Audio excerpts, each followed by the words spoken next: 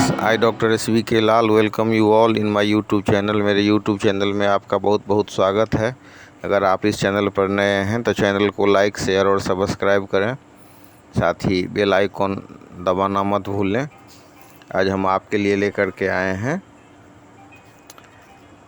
Force of gravity और acceleration due to gravity. तो आइए हम देखते हैं कि मतलब फोर्स ऑफ ग्रेविटी क्या होता है और मतलब एक्सीलरेशन ड्यू टू ग्रेविटी क्या होता है, कैपिटल जी तथा स्मॉल जी में क्या संबंध होता है, इसको हम लोग देखेंगे।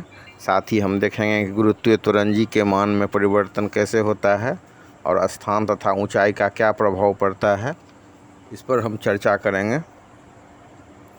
तो देखते हैं कि सबसे पहले गुरुत्व बल क्या होता है। तो जिस बल से पृथ्वी किसी वस्तु को अपने केंद्र की ओर खींचती है, आकर्षित करती है, उस बल को ही हम गुरुत्व बल कहते हैं।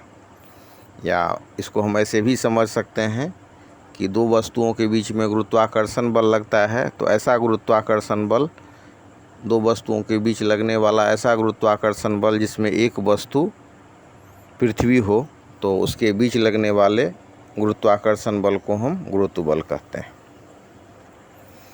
तो इसी बल के प्रभाव से पृथ्वी किसी वस्तु को अपने केंद्र की ओर खींचती है और मतलब जो स्वतंत्रता पूर्वक जो गिरता हुआ कोई वस्तु है, तो उस वस्तु पर गुरुत्व बल के कारण जो त्वरण उत्पन्न होता है उसे हम गुरुत्वीय त्वरण और अंग्रेजी में बोलें तो एक्सीलरेशन ड्यू टू ग्रेविटी कहते हैं। तो अगर मुक्त पतन की स्थिति में वस्तु है, अर्थात स्वतंत्रता पूर्वक वस्तु गिर रही है, फ्रीली फॉलिंग बॉडी है, तो उस पर गुरुत्व बल लग रहा होता है, तभी तो वस्तु पृथ्वी पर नीचे की ओर गिर रही होती है, नहीं तो वो आकाश की तरफ चली जाएगी अगर गुरुत्व बल नहीं लगे। तो इसी बल से वस्तु को पृथ्वी अपने केंद्र की ओर खींचती है।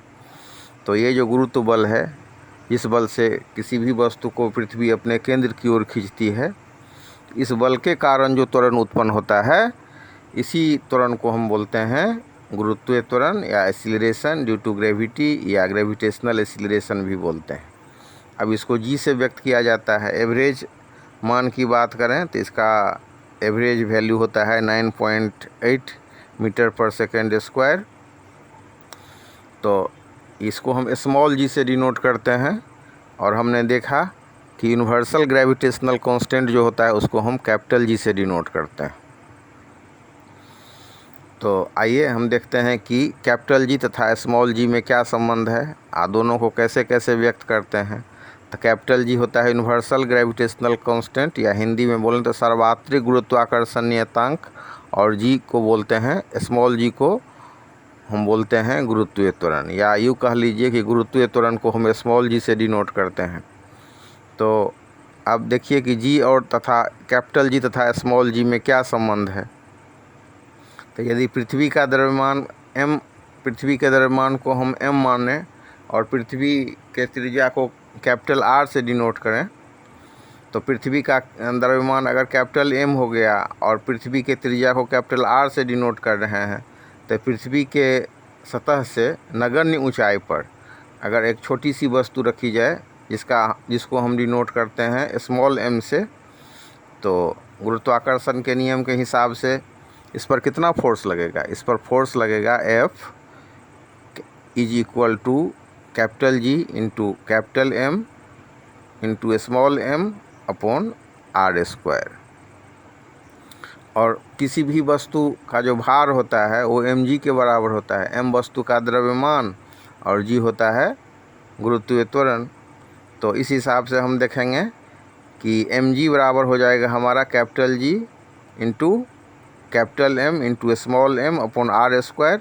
तो इस इक्वेशन से हम निकाल सकते हैं g का वैल्यू। तो इस हिसाब से हमारा हो जाएगा g बराबर स्मॉल g बराबर हो जाएगा हमारा capital G into capital M upon R square. यहाँ स्मॉल g हो गया ग्रेविटेशनल एक्सीलरेशन या मतलब गुरुत्वीय त्वरण, या इसको हम कह सकते हैं acceleration due to gravity. g हो गया यूनिवर्सल ग्रेविटेशनल कांस्टेंट, m हो गया मास ऑफ द अर्थ और R हो गया रेडियस ऑफ द अर्थ। अब यहाँ पर जी का मान गुरुत्वाकर्षण नियतांक जी पृथ्वी के द्रव्यमान m तथा पृथ्वी की त्रिज्या पर निर्भर करता है। लेकिन वस्तु के द्रव्यमान m पर निर्भर नहीं करता है। और ये जो हमारा समीकरण है G बराबर capital G into capital M upon R square, तो इसी में अगर हम पृथ्वी के मास को, यूनिवर्सल ग्रेविटेशनल कांस्टेंट के मान को और अर्थ के रेडियस का मान पुट कर दें तो हमको निकलता है 9.8 मीटर पर सेकेंड स्क्वायर। इसीलिए हम कहते हैं कि G का वैल्यू कितना होता है, तो 9.8 मीटर पर सेकेंड स्क्वायर। अब इसमें हम थोड़ी सी चर्चा कर लेंगे कैपिटल G तथा स्मॉल g में क्या अंतर है। तो कैपिटल G है सर्वात्रिक नियतांक और स्मॉल g है गुरुत्वीय त्वरण। तो कैपिटल G का मान प्रकृति, उनके द्रव्यमान, उनके बीच की दूरी, माध्यम, समय, ताप इत्यादि पर निर्भर नहीं करता है। ब्रह्मांड के सभी वस्तुओं के लिए एक होता है। लेकिन स्मॉल g जिसको हम गुरुत्वीय त्वरण कहते हैं, या यूँ कह लीजिए गुरुत्वीय त्वरण जिसको हम स्मॉल g से डिनोट करते हैं, तो उसका मान पृथ्वी, चंद्रमा, सूर्य, मंगल इत्यादि के लिए भिन्न भिन्न होता है। और ये भी समझ लीजिए कि पृथ्वी पर ही हर जगह G का वैल्यू एक जैसा नहीं होता है। अब G के मान में परिवर्तन कैसे होता है, क्यों होता है, इसको देख लीजिए। तो सामान्यतया दो कारण है जिससे कि G का मान प्रभावित होता है। एक है ऊंचाई का प्रभाव और दूसरा हो जाएगा पृथ्वी के आकार का प्रभाव। तो अगर मतलब ऊंचाई की बात करें तो पृथ्वी की सतह से h ऊंचाई पर अगर कोई कण है तो पृथ्वी के केंद्र से उसकी दूरी हो गई स्मॉल r बराबर कैपिटल R प्लस h। तो यदि कण का द्रव्यमान m है तो उस पर गुरुत्व बल लगेगा F is equal to G capital M into small m upon R plus h square. तो इस हिसाब से हमारा जो इक्वेशन बनेगा उस पर जो बल गुरुत्वीय त्वरण जो लग रहेगा h ऊंचाई पर, जो गुरुत्वीय त्वरण होगा उसको अगर हम G डैश से डिनोट करते हैं तो हमारा फार्मूला बनेगा G dash is equal to capital G into capital M upon R plus H square, R plus H का होल स्क्वायर। तो इस हिसाब से स्पष्ट होता है कि ऊंचाई h बढ़ने से G के मान में परिवर्तन होता है। ज्यों-ज्यों ऊंचाई बढ़ता है तो G का वैल्यू घट जाएगा। अब चर्चा करते हैं कि पृथ्वी के आकार का क्या प्रभाव पड़ता है। तो पृथ्वी की सतह, पृथ्वी जो गोल है वो ऐसा गोला नहीं है कि एक जैसा गोलाई लिए हुए हो। इसका जो हम देखते हैं इसका रेडियस, चूँकि पूरा ये पृथ्वी गोल नहीं है एक जैसा, तो ध्रुव पर जो इसका रेडियस होता है वो छोटा होता है, रेडियस एट इक्वेटोरियल लाइन। तो इसीलिए क्या होगा कि as we are seeing that radius at pole is shorter than radius at equatorial line, therefore we may conclude that acceleration due to gravity at pole is greater than acceleration due to gravity at equatorial line. मतलब G का मान ध्रुव पर अधिकतम तथा भूमध्य रेखा पर न्यूनतम होता है। इसको हम आराम से समझ सकते हैं कि पृथ्वी की सतह पर एक स्थान से दूसरे स्थान पर जाने पर गुरुत्वीय त्वरण के मान में परिवर्तन होता है।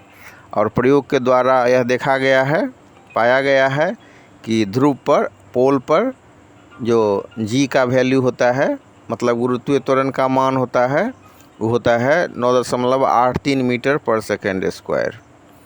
और भूमध्य रेखा पर इसका मान होता है 9.78 मीटर पर सेकेंड स्क्वायर। तो इस हिसाब से हम समझ सकते हैं कि ध्रुव पर इसका मान ज़्यादा होता है और भूमध्य रेखा पर कम होता है।